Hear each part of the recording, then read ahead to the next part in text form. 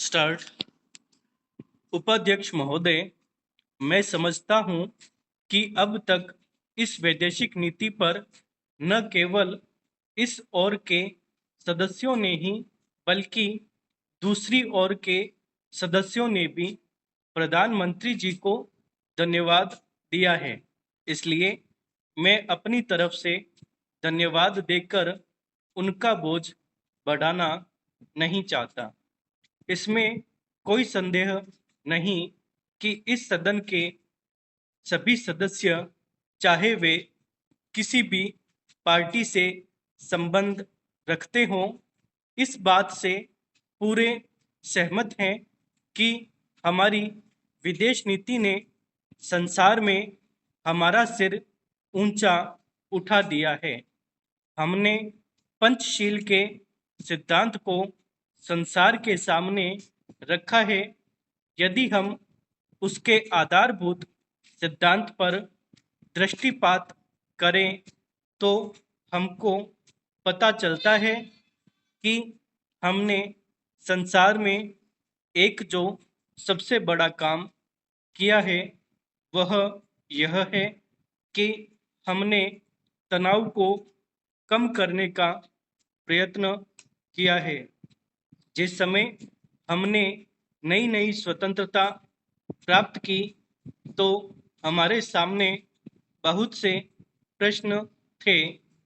उनके साथ ही हमारे दो बड़े गुट थे जो कि एटम बम और दूसरे बम लिए हुए हमको चुनौती दे रहे थे कि अगर हमने उनमें से किसी एक गुट को सम्मिलित नहीं हुए तो हमको बड़ी कठिनाई होगी।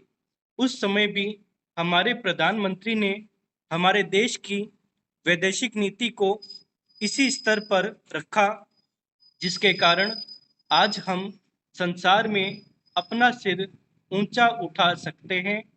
हमने जो संसार के सामने पंचशील के सिद्धांत को रखा उसका सबसे बड़ा फल यह हुआ कि एक सम्मेलन हुआ जिसकी ओर मैं आपका ध्यान दिलाना चाहता हूं।